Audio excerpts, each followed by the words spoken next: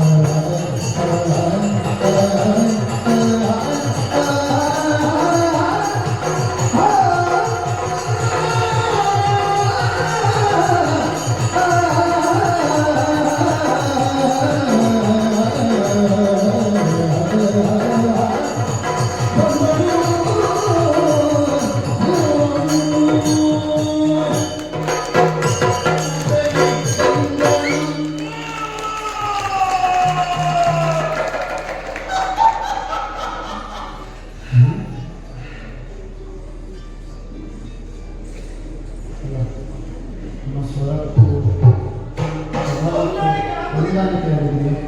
ಹೌದು ಹೌದು, ಅದು ಸ್ವಭಾವ ಕೆಲವೊಮ್ಮೆ ಬಿಡುವುದಕ್ಕಾಗುವುದಿಲ್ಲ ಅಂತ. ಹೌದು ಹೌದು, ನೀವು ಯಾರಂತ ಭಾವಿಸಿಕೊಂಡ್ರಿ? ರಕ್ತಸಿ ರಕ್ತ? ನೀವು ಯಾರಂತ ಭಾವಿಸಿಕೊಂಡ್ರೆ? ನಾನು ಅಲ್ಲ, ಇದು ಹೆಣ್ಣು ಅಲ್ವಾ? ಸಾರ್ಥಕವಾಗಿ ನಾನು ವೇಷ ಮಾಡಿದ್ದಕ್ಕೆ ಇದು ಹೆಣ್ಣಲ್ಲ, ವೇಷ ಇದು ಹೆಣ್ಣು. ಕಾಣುವಾಗ ಹಾಗೆ ಕಾಣುವುದಿಲ್ಲ.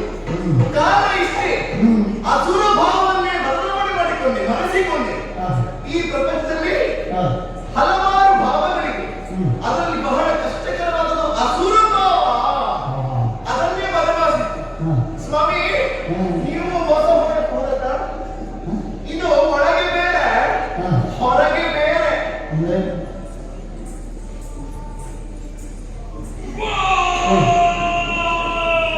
ಈಶ್ವರ ಇಲ್ಲಿಯೂ ಕೇಳಿದಾಗುಂಟು.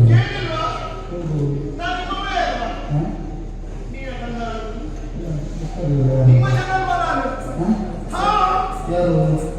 ಪೂತನಿ. ಪೂತನಿ ರಕ್ತಸಿ ಅವಳೇ ನಾನಲ್ವಾ? ಹೌದು ಹೌದು. ಹೌದಾ? ಹೇಗೆ ಆಗಿದ್ದ? ತೊಂದರೆ ಇಲ್ಲ. ಯಾವುದಕ್ಕೆ? ಅಲ್ಲ, ವೇಷ ತೊಂದರೆ ಇಲ್ಲ. ಯಾರಿಗಾಗಿ ಮಾಡಿಕೊಂಡಂತಹ ವೇಷ ಇದು? ಕಂಸನ ಆಡತಿಯಾಗಿ ಆದಷ್ಟು ಬೇಗ ಅವನ ವೈರಿಯನ್ನು ಕೊಲ್ಲಬೇಕು ಎನ್ನುವಂತಹ ಕಾಲಕ್ಕೆ ಬೇಕಾಗಿ ಈ ವೇಷವನ್ನು ಮಾಡಿಕೊಂಡಿದ್ದೇನೆ. ನನಗಿವತ್ತು ಸ್ಪಷ್ಟವಾಗಿ ಅರ್ಥವಾಯಿತು. ಆ ಕಾಲದಲ್ಲಿರುವಂತಹ ವೇಷವನ್ನು ವಿಕಾರ ಮಾಡುವುದು ಬಹಳ ಸುಲಭ, ಬಣ್ಣ ಹೊರಿಸಿದ್ರೆ. ಅದೇ ವಿಕಾರದಲ್ಲಿರುವಂತಹ ವೇಷವನ್ನು ಆ ಕಾಲಕ್ಕೆ ತರುವುದು ಬಹಳ ಕಷ್ಟ. ಅದರಲ್ಲಿರುವ ಹೆಣ್ಣು ವೇಷ, ಸ್ತ್ರೀ ವೇಷ.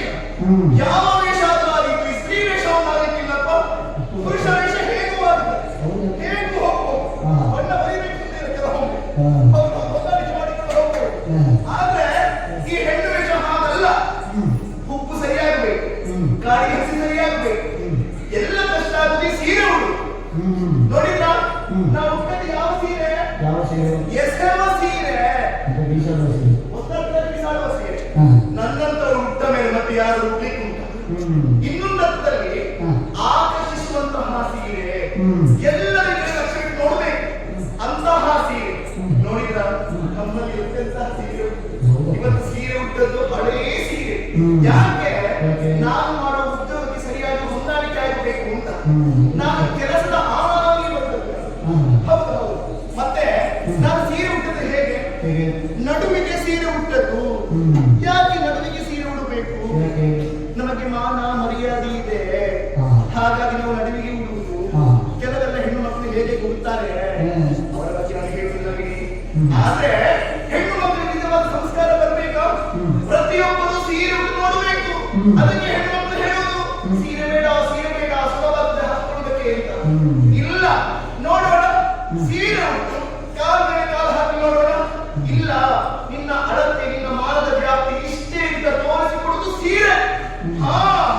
ಹೌದು ಸ್ವಾಮಿ, ಬಹಳ ಕಷ್ಟಕರವಾಯಿತು.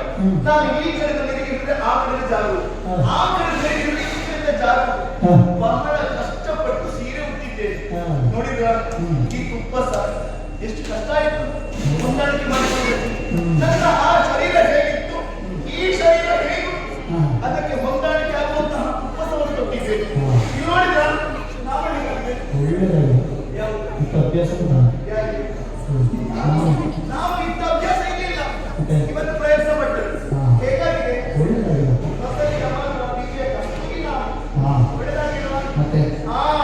ನೋಡುವಾದ್ರೆ ಆಕರ್ಷಣೆ ಆಗ್ಬೇಕು. ನೋಡಿದ್ರ ಈ ಜಡೆ ಹೇಗಂತೆ? ಹೌದು,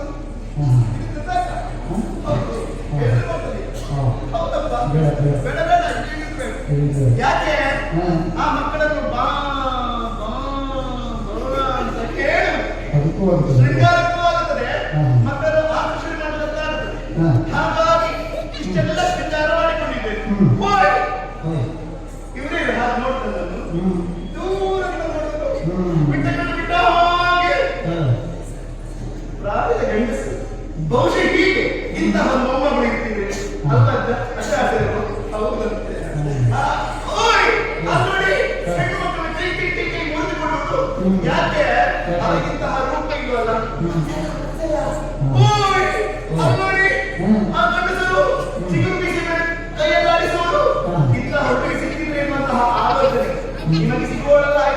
ಓ